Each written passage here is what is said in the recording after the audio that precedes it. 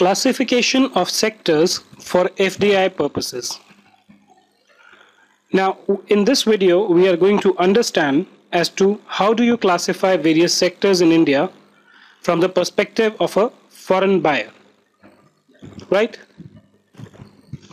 Now, let us take an example of a foreign buyer, okay, who comes from country X.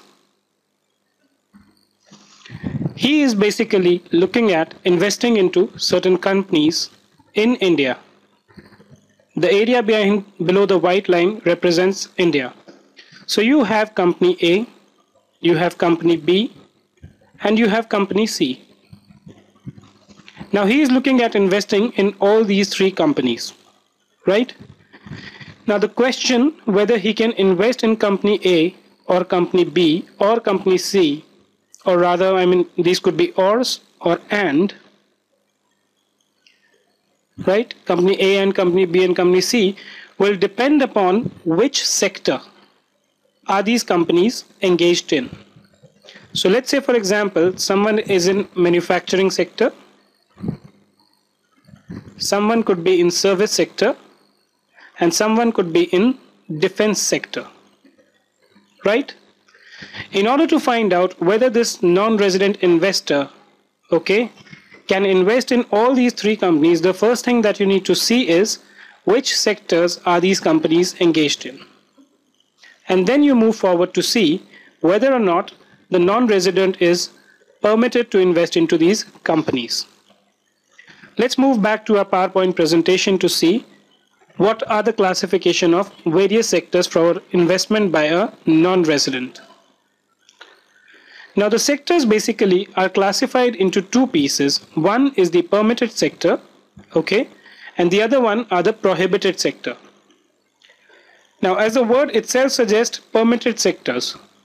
These are the sectors where the investments are permitted, okay, and the word prohibited itself suggests that these are the sectors where you can't invest because these are prohibited for foreign investment. Now let's look at this particular portion. Foreign investment is not permitted in companies engaged in the prohibited sector. So if you are a company which is engaged into one of the sectors which is prohibited for foreign investment, let me give you an example. Let's say, for example, the company C is engaged into retail trading, okay, and when I say retail trading, we are excluding single brand retail for the time being. In that case, the foreign investment in India is not permitted in the retail trading, okay. So if a non-resident investor wants to invest in a company which is engaged into retail trading, he cannot do that. Why? Because retail trading is a prohibited sector, right? And what all sectors are prohibited? I haven't basically reproduced the exact details of these sectors which are prohibited for foreign investment, okay, but these can be easily found out in the consolidated FDI policy circular. You can basically refer to para 6.1 of the policy, which is basically the consolidated FDI policy circular, and there you will get a list of all the sectors where foreign investment is not permitted. Coming back to the permitted sectors, okay, what are permitted sectors? Permitted sectors are the one where foreign direct investment is permitted, okay, but even the permitted sector for that matter are divided into two parts. One which are permitted under the automatic route, and the second which are permitted under the government approval route, or the FIPB route as we call it. FIPB basically stands for Foreign Investment Promotion Board. FIPB stands for Foreign Investment Promotion Board, which is a part of the government in India which considers the proposal in certain specified sectors. So as a foreign investor, when you are coming and looking at investing into India, you will have two routes. One is the automatic route within the permitted sector, and the second one is the government route. So what are the characteristics of automatic route? Let us see. No prior approval required from RBI. RBI stands for Reserve Bank of India, or the GOI. GOI stands for Government of India. So if you are investing into the automatic route, let us say for example you want to invest into manufacturing of, let's say for example, furniture. Okay, this is permitted under the automatic route. So if you want to set up an Indian company which will be manufacturing furniture, I mean furniture is a very vague example, it could be anything for that matter. Let's say you have these detergents, right, and other stuff. So if you are wanting to set up a company which is going to manufacture these products, okay, then you do not require any kind of an approval from the Reserve Bank of India or the Government of India. Only RBI, Reserve Bank of India, needs to be informed within specified period.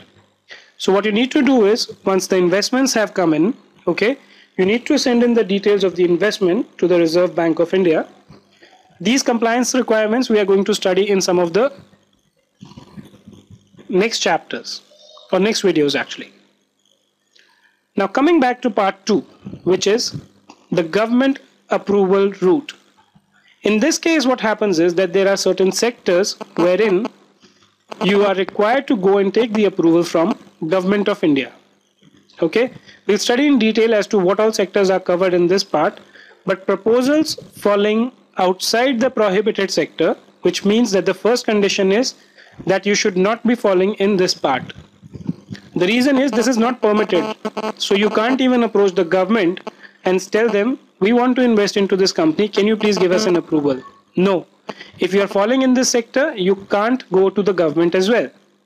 So proposals falling outside the prohibited sector and not falling under the automatic route, so you are out of this, okay, and you are also out of this, require prior approval of Foreign Investment Promotion Board or the FIPB. So the government route is basically the route under which you are required to go and take the approval from government, and the arm of the government which gives these approval is known as the Foreign Investment Promotion Board or FIPB. Right? Now just to re-summarize, basically the investment from a perspective of a non-resident investor in India can be either in the permitted sectors or in the prohibited sectors. Prohibited sectors you can't invest. Within the permitted sector, again, there are two routes. You can either invest even without going and approaching the government or RBI, but once you've done the investment, you need to go and inform RBI. And second is the government route, in which wherein you want to invest, okay, and you are not falling under the prohibited sector or under the automatic route, then you need to go and take an approval from the Foreign Investment Promotion Board. Again, this can be also of two types, the government approval route. One could be that certain sectors might be stopped. So let's say, for example, in one particular sector, you can't invest only every time you want to invest, let's say even 1%, you have to go and take an approval from the government. And the second can be something like a telecom sector. So in telecom, of course, you need to get into the details as to what all is covered in this particular clause.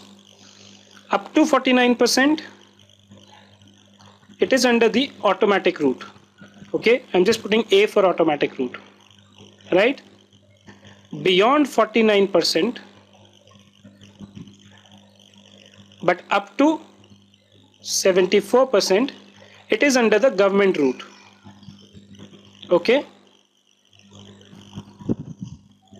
So in this particular case, the government route is required, but only beyond a particular limit, right? So up to 49%, you don't need to go to the government. You can invest, do your filings, and life is good. But if you want to invest more than 49%, but up to 74%, then you have to go and look out for the government route, right?